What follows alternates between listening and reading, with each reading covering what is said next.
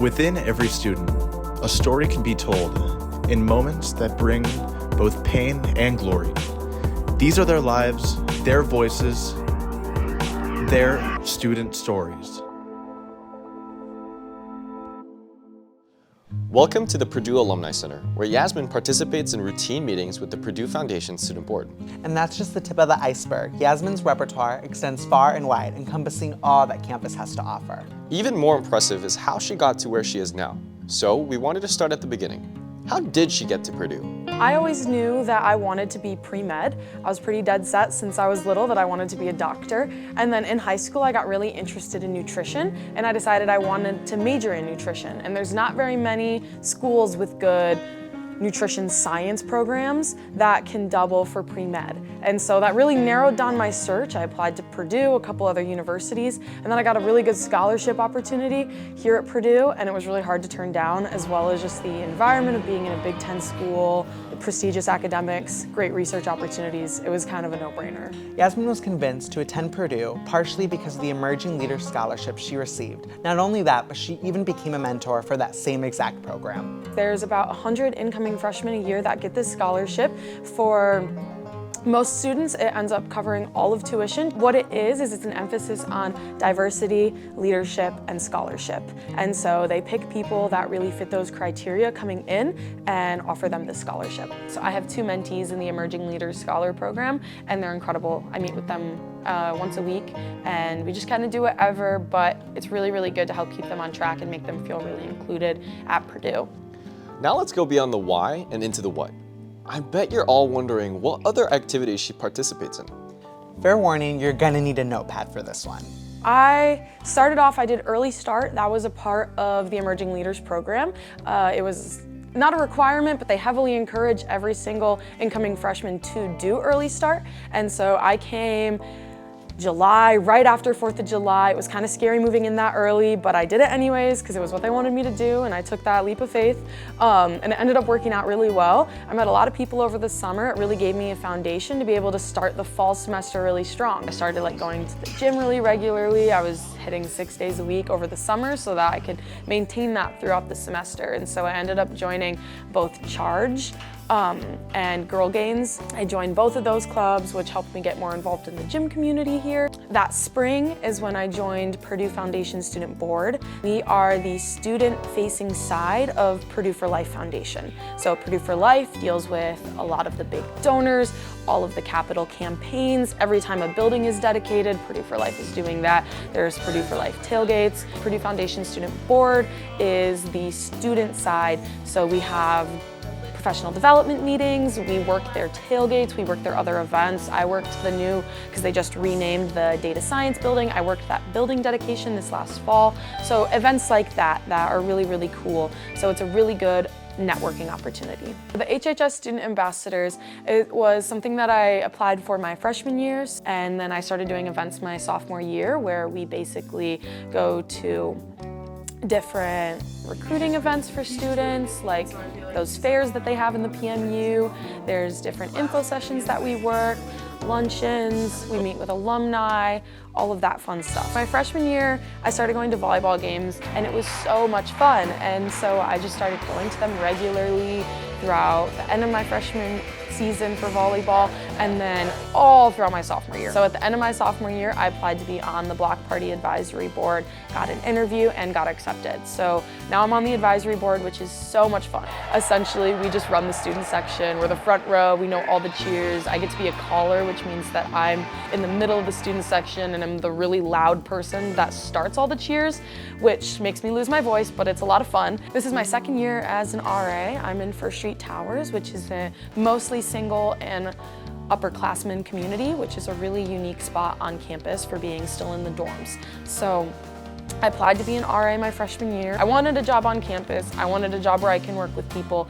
I also wanted something that was a really good resume builder, and for being pre-med, being in a position where you are actively dealing with issues and you're on call is a very, very good job. This is my second year as an RA, and I'm going to be applying, I actually did apply to be an REA, which is the next level up in my Did you get that all written down?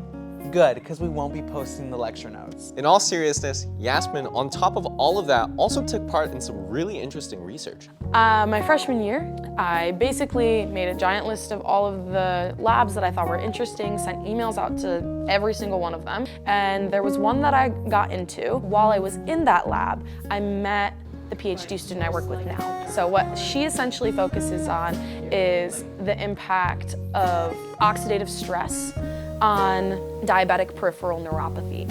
She was like, yeah, I usually don't take undergrads, but I feel like we would get along well. Essentially what I'm focused on now in the lab is the effects of this oxidative stress on the cytoskeleton. I'm just looking at that small piece, but I'm hoping that that will play into her thesis, help her out a little bit. Ultimately, Yasmin's most defining experiences on campus comes down to two things, one of which was her time on the equestrian team, which was recently crowned as an official club sport, thanks to her leadership. So fall semester, I knew for a fact I was joining the equestrian team. In fact, I had planned that one. I wasn't applying to schools that didn't have equestrian teams. I've been riding since I was 4 years old, so that one was a no-brainer. I ran for a couple positions, and what I ended up getting was the fundraising chair. For our banquet, we do rider sponsors, and that didn't bring in that much money. They had dabbled with trying to get some actual sponsors for banquet, but really hadn't had the chance to get very many in the past, so I was really adamant that I wanted to get those sponsors for banquet, and I really managed to get quite a few and raised a lot of money, a lot more than we had in the past, which really made me excited for moving forward, and I decided that I wanted to do corporate team sponsors. We ended up, I don't know the exact numbers, but bringing in quite a lot of money and goods and services from these sponsorships and completely changed what the team can do. It was kind of all of these experiences that really set me up well to become president of the team. We do rider contracts now so that all the expectations are really clear. I do one-on-ones with everyone on our exec board, which hasn't been done before.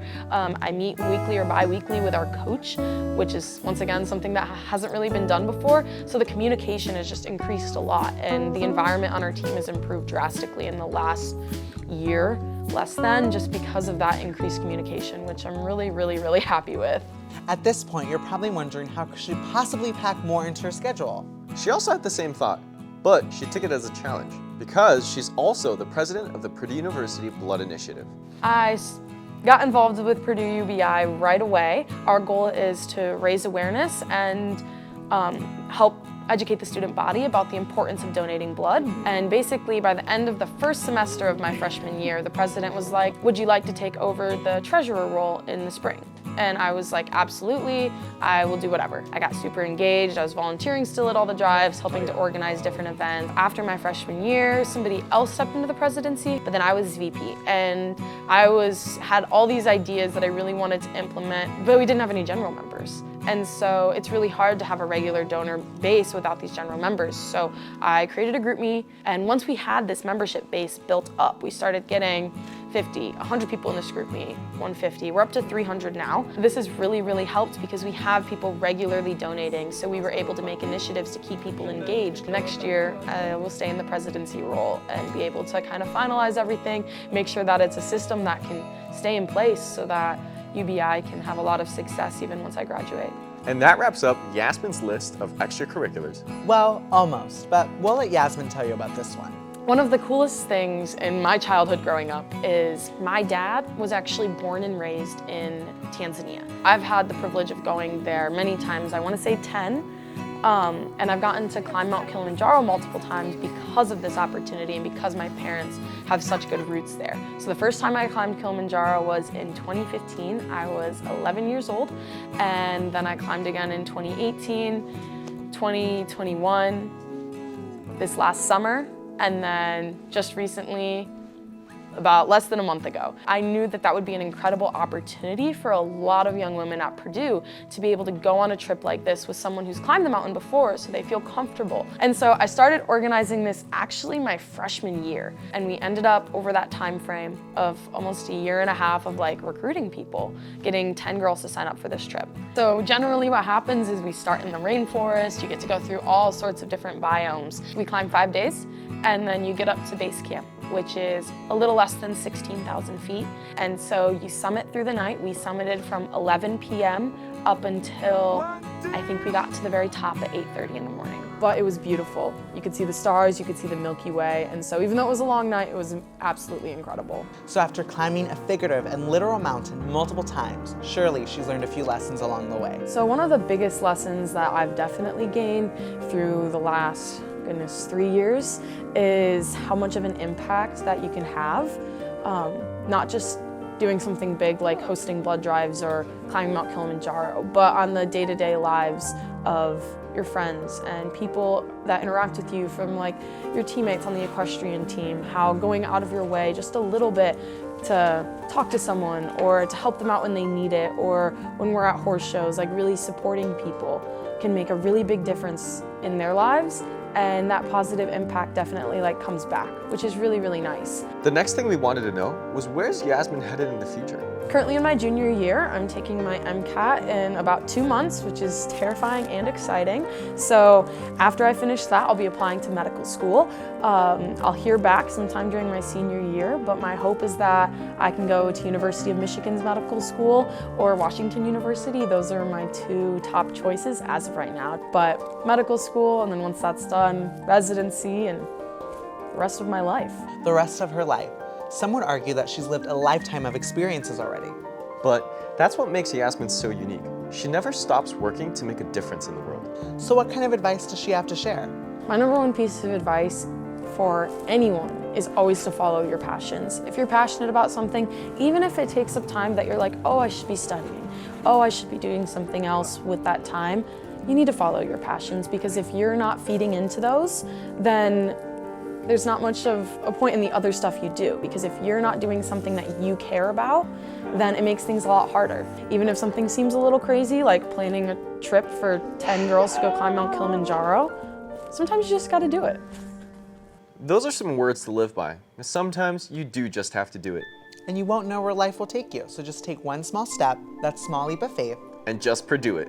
Yep, Purdue it. All right, Hyung, I think we cracked enough jokes for one day. Thank you for joining us in telling this student story, and we'll see you next time when you're one step closer to creating your own.